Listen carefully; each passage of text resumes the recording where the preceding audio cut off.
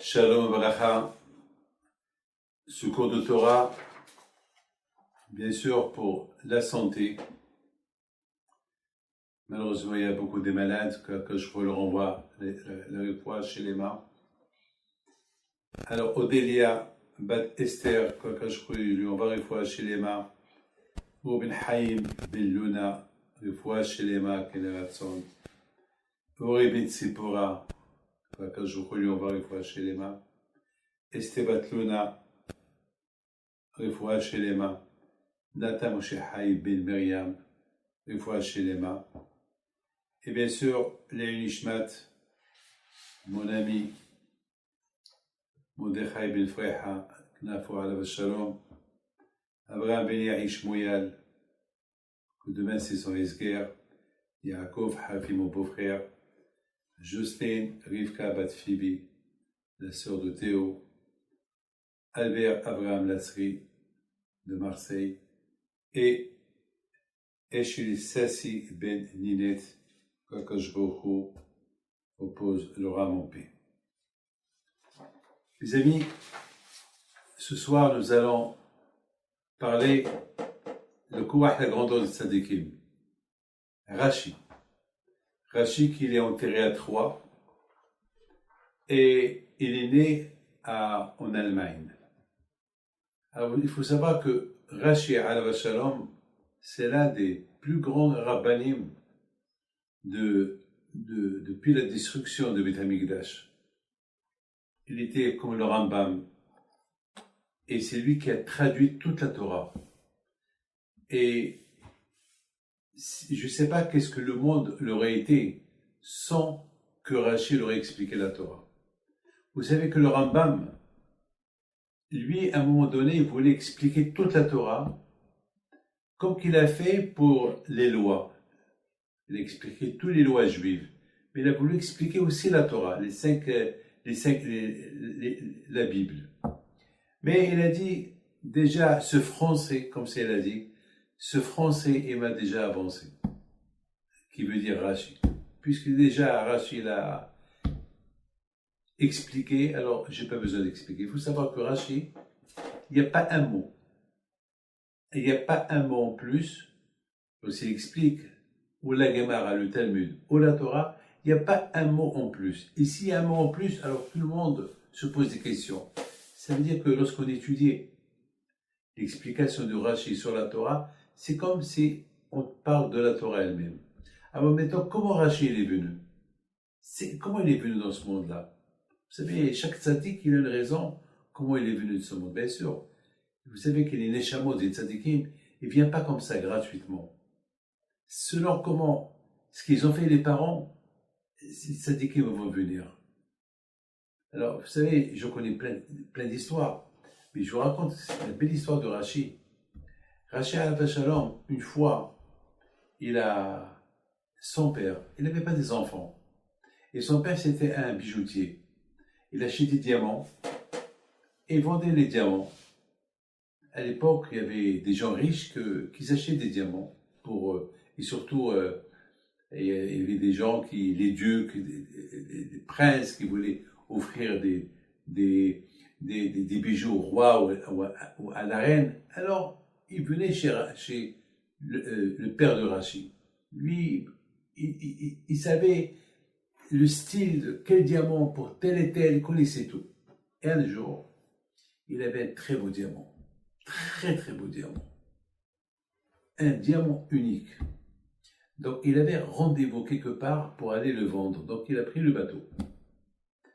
Maintenant, sur le bateau, il y avait un monsieur qui était là. Il lui dit, vous êtes un diamantaire? Il lui a dit oui.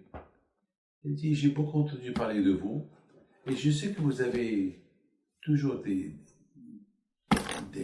affaires. Il dit, moi j'ai envie d'offrir au roi, c'était le roi de France de l'époque, une ceinture en or, mais avec des diamants. Mais je voudrais une belle pièce où placer le diamant. Mais j'ai envie Alors, vous savez qu'à l'époque, il y avait des gens qui étaient idolâtres. Je ne parle pas de... Ça veut dire que lui, ce monsieur-là, il avait une grande abodazara sur lui, une grande idolâtrie sur lui. Et vous savez, chez nous, l'idolâtrie, c'est interdit. C'est interdit. L'idolâtrie, c'est écrit dans la... D'ailleurs, cette semaine, on parle de la paracha du Hegel. Dans la paracha de cette semaine, on parle lorsque les Juifs, ils ont fait le veau d'or. L'idolâtrie, c'est quelque chose qu'on doit... Bon, aujourd'hui, l'idolâtrie, elle n'existe plus pratiquement, parce que c'est plus comme avant. Avant, c'était vraiment l'idolâtrie. Même les catholiques aujourd'hui, ils ne sont pas idolâtres, enfin, comme avant. Avant, c'était vraiment la vraie idolâtrie. Aujourd'hui, non, aujourd'hui, les choses ont beaucoup changé. Donc, alors, le père de Rachid, il lui a dit, qu'est-ce que tu veux faire exactement avec ce diamant-là, si je te vends? Il lui a dit, ben, ce diamant, j'ai envie de le mettre. Vous savez que nous, on est une famille, on vénère une idolâtrie. Et on va faire quelque chose de magnifique pour le roi, avec cette idolâtrie, ce pécelle, cette statue, et avec un diamant. Le père de Rachid, il a dit quoi? Avec mon diamant, je vais le vendre pour l'idolâtrie et je vais prendre cet argent-là, je vais le manger, je vais prendre le bénéfice. C'est pas possible. Alors, il a eu une décision à prendre. Qu'est-ce que je vais faire? Ce monsieur, c'est un monsieur très important. Il peut me tuer, il me prendre le diamant. Lui donner, je peux pas. Alors, il lui dit, eh ben, je vais te montrer le diamant. Alors voilà, il a bien, on va monter au haut, et là-bas, je vais te montrer le diamant. Parce qu'il faut le voir avec les rayons du soleil, tu vas voir comment le diamant il brille. Donc, ils sont montés au haut, donc ils sont partis à côté vers le comment ça s'appelle, la terrasse du bateau. Il a pris le diamant et il le regardait. Vous savez, les bateaux ils bougent. Et à un moment donné, il a fait semblant qu'il a glissé, il a fait tomber le diamant dans la mer. Il a commencé à crier, il a commencé à pleurer. Et le monsieur, il a dit, oh là là, je m'excuse, mais oh là là, qu'est-ce qui s'est passé, quel drame, et le père de Rachid pleurait. Finalement, tout le monde est venu pour le consoler, et il était très content. Il a dit, de toute façon, merci Hachem, que j'ai eu le Yitzhara de ne pas gagner de l'argent en faisant une faute. Je ne veux pas que mon diamant il va à l'idolâtrie. Mes amis, ça a fait beaucoup de bruit cette histoire dans le ciel. Un diamant, toute la vie du père de Rabbi Yitzhaki, il s'appelle. Toute la vie de Rabbi Yitzhaki, il était dans ce diamant, et vraiment, ce diamant, il est parti, il a disparu. Il a disparu. Alors, dans le ciel, ils ont décidé de lui donner un enfant. Un enfant qui va être un diamant. Un enfant qui va illuminer le monde entier. Il s'appelle Rashi. Mes amis, il faut savoir une chose. Pour que le père de Rashi, il a fait ce qu'il a fait, c'est qu'il aime Dieu. Pour aimer Dieu, il faut aussi sentir que Dieu t'aime. Lorsque je sens que Hachem, il m'aime, alors je vais l'aimer, je vais tout faire pour lui. Vous savez, n'oubliez pas ce que je vais vous dire. Tu m'aimes, je t'aime. Tu m'aimes pas, je t'aime pas. C'est comme ça. Mais dans la religion, non. Il faut aimer même ceux qui t'aiment pas. Mais maintenant, si on parle d'Hachem, Hachem, vous savez, on vit dans un monde où il y a le Yitzhara. Le Yitzhara, il est très fort. Le Yitzhara, il va tout faire pour te faire croire que le bon Dieu ne t'aime pas, il t'a oublié. Pourquoi? Parce que beaucoup des fois, on a des problèmes. Et beaucoup de fois, ça arrive qu'on n'arrive pas à assumer ces problèmes. Et qu'est-ce qu'on dit? On dit, le bon Dieu ne m'aime pas. Le bon Dieu, il est loin de moi. C'est pas vrai. Si tu penses comme ça, c'est parce que tu essaies de trouver une excuse que le bon Dieu ne t'aime pas. C'est pas vrai. Il faut déjà créer une idée dans ta tête que Hachem il t'aime. Et si tu crées cette idée dans ta tête que Hachem il t'aime, et que malgré les épreuves que tu as, malgré tout, tu penses que Hachem il t'aime, alors tu vas toujours aimer Akadosh Baruch Hu. Mais si tu penses que le bon Dieu il te surveille, si tu penses, oui, si je fais pas ça, il va me donner un coup, et si je fais le Shabbat, il va me donner un coup, alors si déjà tu es négatif avec Akadosh Baruch Hu, alors jamais tu l'aimeras. Vous savez ce qu'il a dit une fois à Baal Shem Tov, le père Belhazer, le père de Baal Shem Tov, avant de mourir, il a laissé son fils qui était très jeune. Vous savez ce qu'il a dit? Il a dit, mon fils, sache, Hachem itra tamid, ve'al tira mishum davar. Hachem, il t'aimera toujours. N'aie pas peur de rien. Il ne faut pas avoir peur de rien. Hachem, il t'aime. Hachem, il t'aime. Et c'est quelque chose de magnifique qu'il faut savoir. Pour que le père Rabbi Yitzhak, le père de Rashi, il a pris son diamant, il a fait exprès qu'il est tombé dans la mer, c'est parce qu'il aime Hachem, il est convaincu qu'il fait ça pour Akadosh Baruch Hu, c'est qu'il sait que le bon Dieu l'aime. Vous savez, mes amis, pourquoi on aime nos parents? C'est parce qu'on sait que nos parents nous aiment. C'est parce qu'on sait que nos parents nous aiment, c'est pour ça qu'on aime nos parents. C'est pour ça qu'on aime nos parents, parce qu'on sait qu'ils nous aiment. Déjà, on a une idée positive avec eux. On n'a pas une idée négative. Et si on a une idée négative avec un chose, c'est grave. Mes amis, vous savez, cette semaine, on parle de la paracha du veau d'or. Alors, je vous pose une petite question. C'est très dur d'imaginer, de penser que les Juifs, ils ont fait le veau d'or. C'est pas possible, avec tous les miracles qu'ils ont vus. Avec tous les miracles qu'ils ont vus. C'est pas possible. Vous savez c'est quoi le veau d'or? Ils ont dit, Elle est le Eres.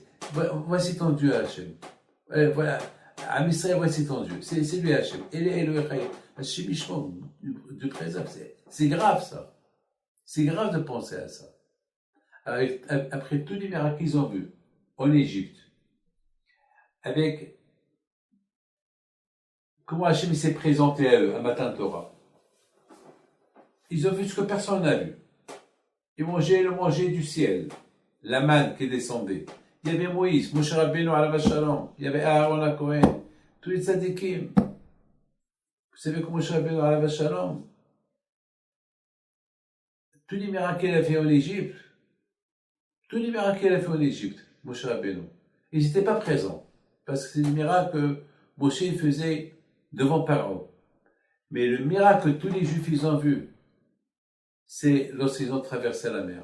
Quand je vois qu'il a dit Moshe Rabbeinu, Moshe, tu prends ton bateau, tu le montres à la mer, et la mer va se couper. Et là, les Juifs, ils étaient là. Il n'a pas frappé la mer.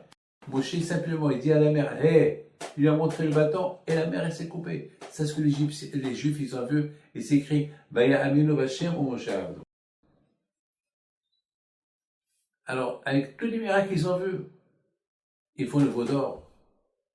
Eh bien, Rabotai, mes amis, il faut savoir une chose. À un moment donné, ils avaient une idée. Moshe Rabbeinu leur a dit, dans 40 jours, je retourne.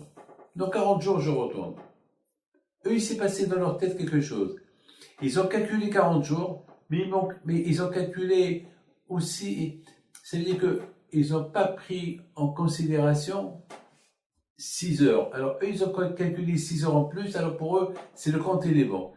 Alors, lorsqu'ils ont vu 40 jours, ils sont passés, alors ils ont dit, oui, le Moshe n'est pas là.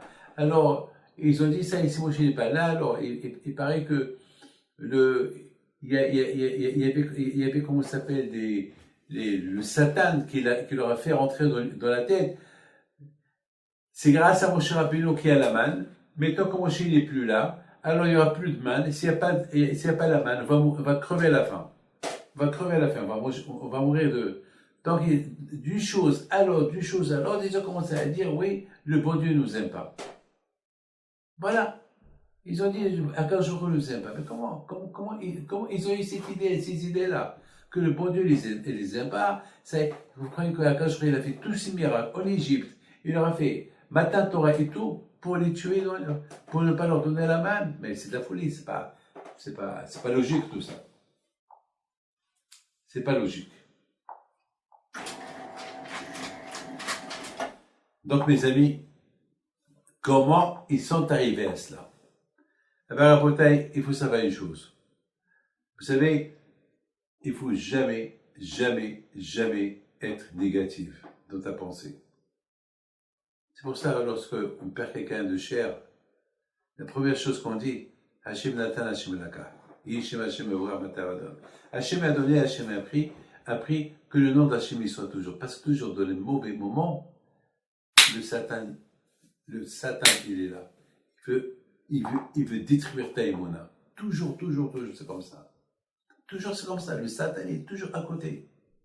Le Satan, au moment qu'ils ont commencé, a priori, ils ne devaient pas avoir ces idées-là. Mon cher, alors, ici, il n'est pas là. Ici, décide de venir après 42 jours, après 45 jours. Et alors? Parce qu'il est venu, parce que mon cher Beno, il a tardé, d'après leurs calculs, ça y est. Et alors, il ne vient pas. Parce qu'il ne vient pas, il n'y a pas de Dieu. Ça y est, c'est fini. Quelqu'un, mes amis, qui veut prendre un avion, et il rate l'avion. Il n'y a plus d'avion, eh ben, il a jusqu'à demain. La semaine prochaine. Alors là, c'est quoi? Tout de suite, ils ont dit, parce que mon cher Beno, il n'est pas là. Ça y est, ils ont commencé à douter de lui, c'est pas possible. Mes amis, ça prouve qu'ils n'aimaient pas Dieu. Ça prouve qu'ils n'étaient pas convaincus de la présence de Dieu. Et le fait qu'ils n'étaient pas convaincus, alors ils ont trouvé des ouvertures. Dans la vie, mes amis, il faut toujours savoir que il ne faut pas faire ta religion. C'est comme quelqu'un, soit disant, si tu fais pas Shabbat, allez, tu vas recevoir une claque. Non, il n'y a pas de claque. Il faut faire les choses bien. Il faut déjà se construire avec l'amour de Hakadosh Baruch Hu. Il faut déjà savoir toujours, il est à côté de toi. Dieu est à côté de toi. Il faut avoir cette conviction qu'il est à côté de toi. Vous savez, on a vu le cas de Mordechai Tzadik, on l'appelle Mordechai Yehudi. Tout son problème avec Haman, c'est parce que Haman, il avait ici une idolâtrie. Il vénérait une idolâtrie. Alors, chacun, et le roi Hachvérosh, il a dit que tout le monde devait se prosterner devant Mordechai. Et Mordechai, il a dit, comment je vais me prosterner devant lui? Et ça veut dire que Haman, il a fait exprès pour que les gens se prosternent devant son Dieu aussi. Attends, il y a le respect de la religion. Toi, fais ta religion. Et moi, laisse-moi me faire ma religion. Pourquoi tu veux que je me prosterne devant ta religion? Pourquoi? Ne me force pas. Je suis né comme ça. Le bon Dieu m'a. Mes parents, ils sont comme ça. Je suis comme ça. Je suis convaincu. J'ai une conviction. Pourquoi? J'ai le respect. Je respecte ta religion, mais ne me force pas à faire ta religion. Ne me force pas. Ça vient, vous savez, la religion, elle vient. Si ta religion, elle est vraie, dans mon cœur, alors je vais finir par croire en ta religion, c'est tout. Mais c'est pas la peine de me forcer si tu te prosternes pas devant mon Dieu, je te tue. Et Mordechai Tzadik, non, il était très symbolique. Pourquoi? Parce qu'il était convaincu qu'il y a Hachem. Il aimait le bon Dieu. Il sait qu'Hachem il aime. Alors lorsque Haman a dit je vais tuer tous les Juifs, et lorsqu'il a fait un décret de tuer tous les Juifs sont venus chez lui. Et tu vois, à cause de toi, Haman il va tuer tout le monde à cause de toi. Il leur a dit, c'est pas vrai, il tuera personne. C'est pas possible. C'est pas possible qu'il nous tue. Pourquoi? Parce que nous on croit en Dieu, le vrai Dieu, celui qui a créé le ciel et la terre. Lui il croit en rien, lui il croit à une idolâtrie, c'est bidon, c'est pas ça. Lui il croit m'avoir dans ses mains, c'est vrai, c'est pas vrai. Moi je sais qu'il y a Hachem, il m'aime. Comment il t'aime? Mais voilà, Haman va te tuer, il va nous tuer tous. C'est pas vrai. Alors il faut faire tes chevaux. Il faut retourner vers Hachem. Il faut implorer Hachem, il faut prier Hachem pour qu'il nous pardonne, c'est tout. Les amis, je vous raconte une belle histoire. Il y a un ami, la semaine dernière, mais c'est quelque chose de magnifique. Hein. Il est parti prendre quelques jours de vacances avec sa famille. Ils sont partis à faire un peu à la neige, de montagne. Et il avait un peu peur avec ses enfants. Donc, il a appelé une compagnie pour avoir un guide. Pour avoir un guide. Et dans sa tête, il dit, il a commencé, lui c'est un grand croyant. Lui, tout le temps, il va au Maroc, il va pèleriner de Sadikim, il va voir Zazat, Bidaoud au Moshe, il va chez Rabbi Pinto, Marrakech, c'est un grand, il adore les Tzadikim. Et c'est une famille qui adore les Tzadikim. Il va toujours, chaque fois qu'il a un peu de temps, il prend l'avion, il va au Maroc pèleriner. Et puis, parfois, il va pour 2 heures, et tout le temps, il m'appelle. Je dis, où tu es? Je suis à Ouazazat. Bidaoud Moshe, où tu es? Je suis là. Où tu es? Je suis là. Il va pèleriner. C'est ça, il a la foi en Dieu. Donc, il m'a appelé la semaine dernière. Il m'a dit, Rabbi David, vous n'allez pas croire ce qui s'est passé cette semaine. Je dis, quoi? Avec lui, toujours, il fait des rêves. Vous savez, c'est ceux qui croyant, le bon Dieu est avec lui. Voilà, c'est tout ce que je peux vous dire. Alors, il dit, voilà, j'avais un peu peur, j'ai appelé un guide, et dans ma tête, j'ai commencé à prier par le mérite de Rabbi Pinto, par le mérite de tel et tel, et puis, on m'appelle, on me dit, voilà, nous avons un guide pour toi, dès que tu arrives à telle et telle station, voilà, il y a un monsieur qui va venir te chercher. Bon, voilà, ils sont arrivés, le monsieur, il vient. Et elle a deviné qui était ce monsieur-là. Je vais voir si vous êtes intelligent ou pas. Ce monsieur-là, il avait son nom, qu'il était sur... c'est comme un bandage. Un badge. Hein? Un badge. Un badge. Et c'était écrit là-bas, Haïm Pinto. Et le guide lui dit, je m'excuse, c'était mon copain qui devait venir. Bon, il n'est pas là, c'est pour ça. Haïm Pinto. Bizarre. Bizarre. Celui qui aime Dieu, il trouve Dieu. C'est tout. C'est tout. Et c'est ça. Le père de Rachid, tellement qu'il aimait Akadosh Baruch Hu, était tellement, pour lui, un diamant, même si toute sa vie il est dans ce diamant-là, je m'en fous de se dire, donnez mon diamant, même s'il coûte des millions pour décorer une idolâtrie, pas possible. Non. Jamais. Et Akadosh Baruch Hu il a donné un enfant, Tzadik. Rachid. Bishlomo Yitzhaki. Rachid, c'est les initiés de Rabbi Shlomo Yitzhaki. Mais donc, vous comprenez très bien, lorsqu'on cherche à trouver est-ce que Dieu est même ou pas, là on va tomber dans le piège. Mais tout le temps, il faut savoir que Dieu t'aime. Donc il dit, le père de Hachem Tov à son fils avant qu'il a quitté ce monde, sache mon fils que Hachem est toujours avec toi. Rabbi Ahmed Brislev Allah Vachalom dit, ça n'existe pas, le désespoir. Pourquoi? Parce qu'il y a Dieu. Ceux qui croient en Dieu, il n'y a pas de désespoir. Il n'y a pas de désespoir. Il y a un Kadosh Baruch Hu. Regardez ce monsieur-là. Il a peur qu'il avait. Et Akadosh Baruch Hu lui envoie un. Je ne sais pas. Je ne sais pas. Je ne vais pas demander si c'est un juif ou pas un juif. Je ne sais pas. Je ne sais pas. C'est la chose que je vais demander d'ailleurs demain. Parce que j'étais un peu pressé, donc je ne pouvais pas écouter toute l'histoire.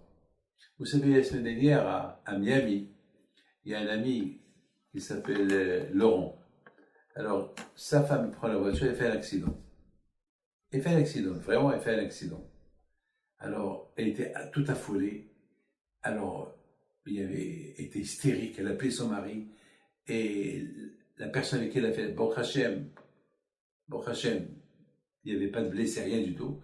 Mais en Amérique, un accident, c'est, vous savez, c'est pas facile. Et surtout, la pauvre, elle n'avait pas les, je ne sais pas si ses papiers étaient bien ou pas. La police, elle vient.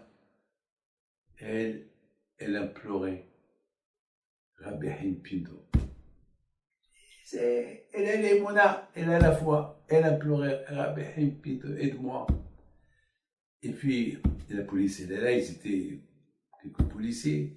Ils voient, il y a des dégâts. Comment tu as fait de ça?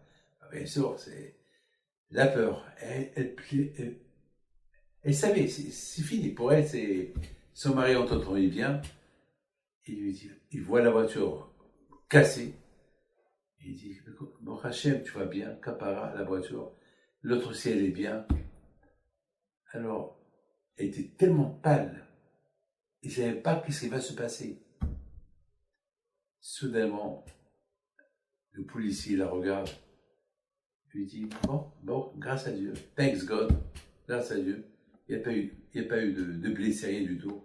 Alors, il n'y a eu que un peu de matériel cassé, arrangez-vous. Il n'y a pas de PV, il n'y a rien du tout. Au revoir, il est parti. Comment vous comprenez ça? Comment vous comprenez ça? Et en plus, le monsieur, il vit avec une kippa. Son mari, il vit avec une kippa. Alors, c'est un juif. Et l'autre, on ne peut même pas savoir s'il est, il est anti-juif ou pas, on ne sait pas. Mais alors, tout ce que je peux vous dire, c'est là, mes amis, il faut savoir prier. C'est tout. Prier. La force de la prière. Vous savez, mes amis, je vous raconte une belle histoire. Il y avait 3 personnes qui étaient en Chine. Ils sont partis pour faire des affaires, acheter des petits lots. Écoutez, c'est petits lots. Et puis voilà. Et c'était à l'époque où il y avait les foires. Tous les hôtels sont complets. D'abord, ça, ils sont tous les foires, ils sont vides. Tous les hôtels en Chine, ils sont vides. Mais je vous parle, ça a le temps que tout le monde voyageait pour faire des affaires. Et voilà. Ils ont trouvé une chambre, mais à la 100e étage. Il faut monter 100 étages. C'est comme la tour là de Twin Tower. Alors, ils n'avaient pas le choix. Une chambre. Il y avait un problème. Comment on va faire Shabbat? Bon. Il a dit, bon, déjà, avant que Shabbat y rentre, on prend l'ascenseur, on descend. Plus tard, Dieu est grand. Ils étaient 3 Hasidim, les 3, ils étaient là. Bon, voilà. Ils sont partis à la synagogue. Ils sont partis à la synagogue. Il y a toujours Chabad dans tous les endroits. Il y a dans des petits coins, il y a un petit Chabad là-bas pour manger. Et après, ils rentrent dans l'hôtel. Bon, maintenant, ils étaient 3. Ils ont commencé à discuter comment on va arriver, comment on va arriver le matin. Donc, le temps qu'on arrive, on va redescendre pour la prière. Comment ça va se passer? Pas un coup de panique. Ils ont dit pour faciliter la montée, on est 3, on va se décontracter. Alors toi, Moshe, toi tu sais raconter des histoires. Toi, Aaron, tu sais chanter. Et toi, Moshe, Aaron, toi, David, eh ben toi, tu vas nous raconter un peu tes aventures, ce que tu as fait dans ta vie. Comme ça, chacun, on va monter, chaque 30 étages, on va s'arrêter. Bon, il commence le premier, et a commencé à chanter. Et il chante, alors il commence à monter. Il monte, il monte, il monte, il monte. Et voilà, il monte 30 étages. Il dit, ben là, un peu des chants. Ah, maintenant, il dit, je suis crevé. Maintenant, à toi, raconte un peu des vrais Torah, des histoires. Encore. Et il a commencé à raconter des histoires. Il a raconté sur les Hasidim, les Ba'ashim Tov. Il monte, il monte. Et après 30 étages, il s'arrête, il était crevé. Alors maintenant, l'autre qui devait raconter ses aventures, lui, il regarde, bon, il y a encore 40 étages. Bon, ça veut dire que les 40 étages sont tombés sur moi. D'accord, allez. Et il a commencé à raconter ses aventures, qu'est-ce qu'il a fait dans sa vie, ce qu'il a volé, ce qu'il a fait, ce qu'il a fait à son père. Il faisait semblant qu'il mettait de filine, il mangeait des framboises à la place. Et à Colpanim, à un moment donné, après 30 étages, 90 étages, il n'en pouvait plus. Il a commencé à dire, bon, allez, aidez-moi à me rappeler un peu de mes aventures. Yallah, yallah. Alors, et une fois, tu nous as raconté ça. Ah oui, allez, encore un étage, encore un étage. Alors, rappelez-moi, je ne me rappelle plus de mes aventures. Je vais crever, je vais tomber. Ah oui, ah oui. Et lorsqu'ils sont arrivés à 99 étages, ils s'arrêtent. Qu'est-ce qui se passe? J'ai oublié la clé en bas.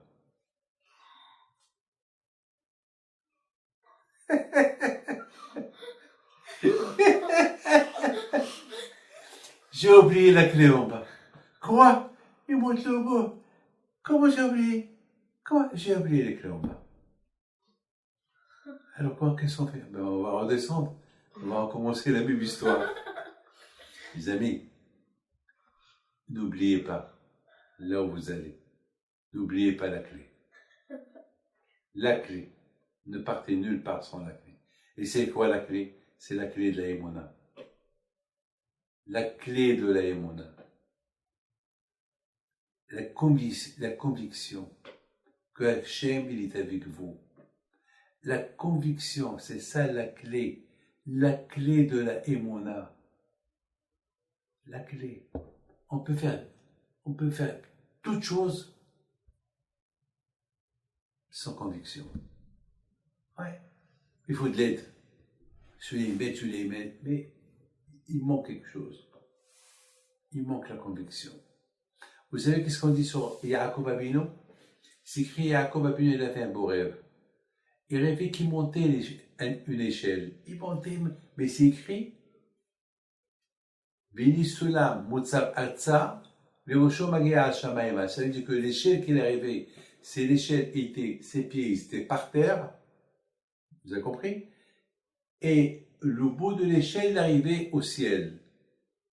Ça veut dire que le ciel, il était d'une dimension d'en bas jusqu'à là-haut. Qu'est-ce que cela veut dire? C'est quoi?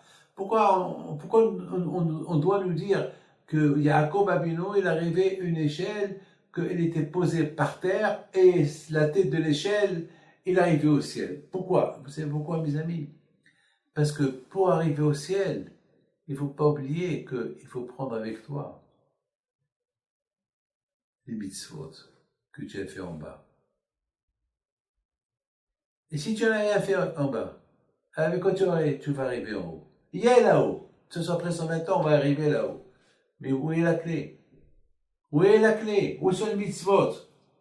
Où sont les maasim tovim?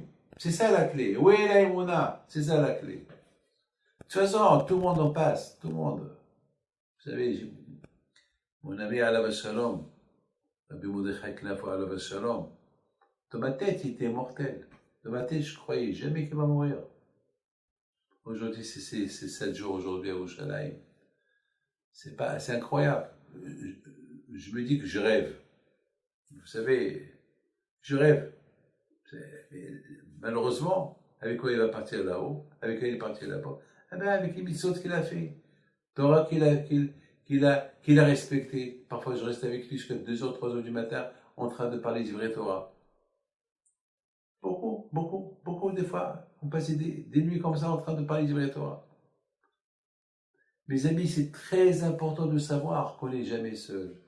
On est toujours accompagné. Il y a toujours.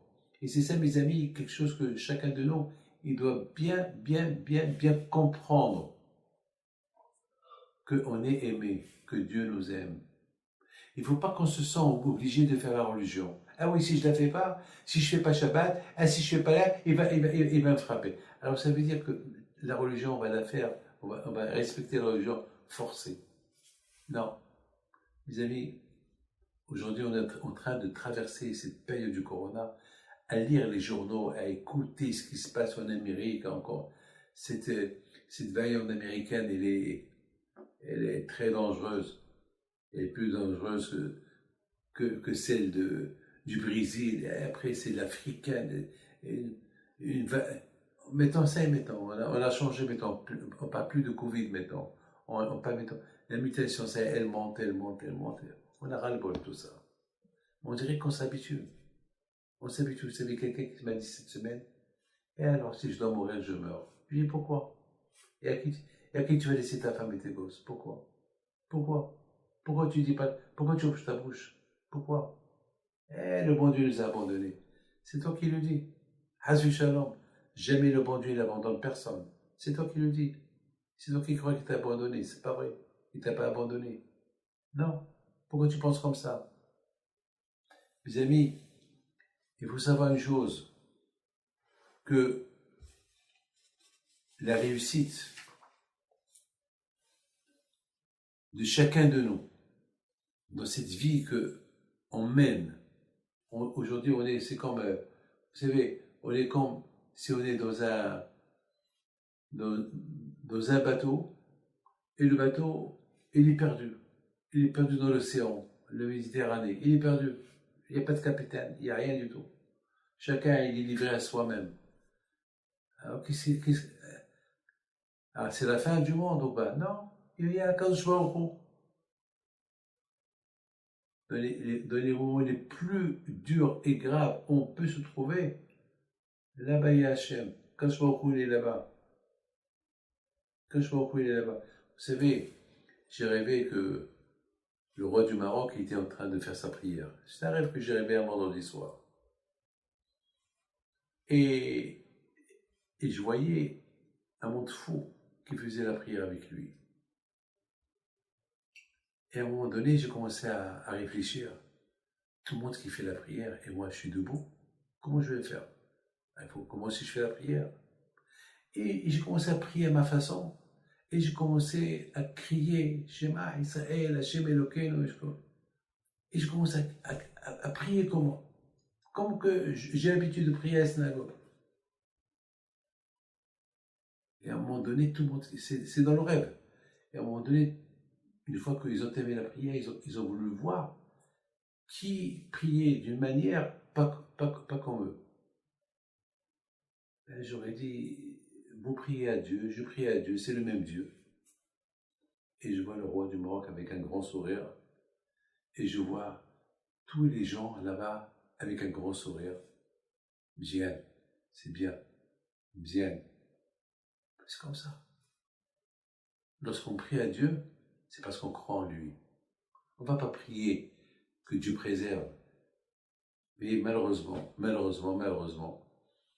beaucoup de fois, à cause des problèmes qu'on peut traverser, on risque de perdre un peu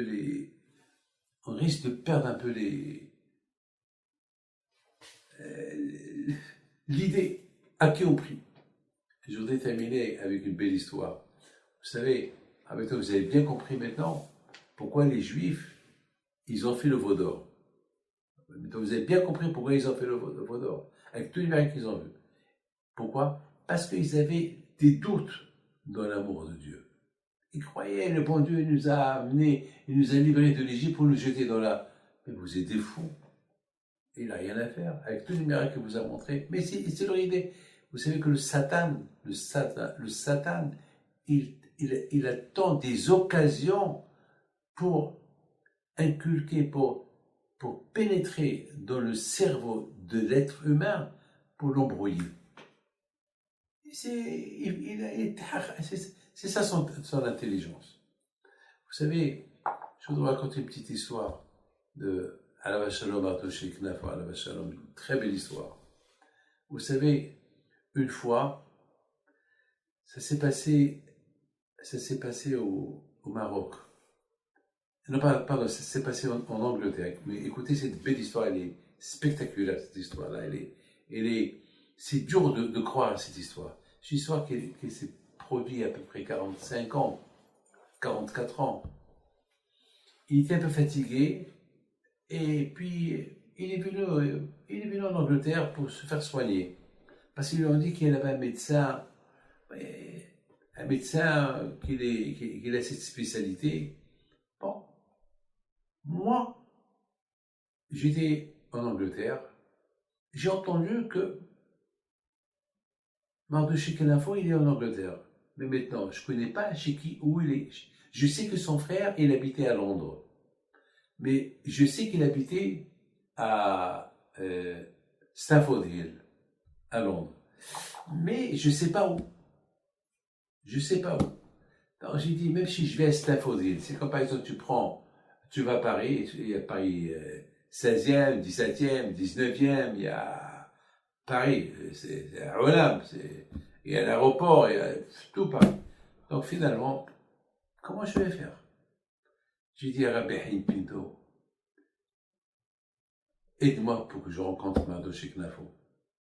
Aide-moi que je le rencontre. Et puis, bon, de Manchester, je suis parti à Londres, et je suis parti à Stafford Hill, et je conduis. Je conduis pour arriver à Stafford Hill. Même Stafford Hill, je ne connaissais pas où. Hein, je demandais, c'était pas facile. Et voilà, vers 9 h du matin, je vois que je suis à Stafford Hill, mais je ne sais pas où je suis. Je ne sais pas où je suis. Alors, je me suis garé et je vois des juifs à gauche et à droite. Et je vois des juifs qui prennent leurs enfants à l'école. Et moi, ici devant, j'entends David! David!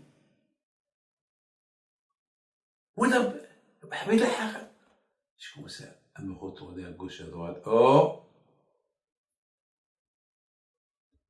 Je dis, je rêve.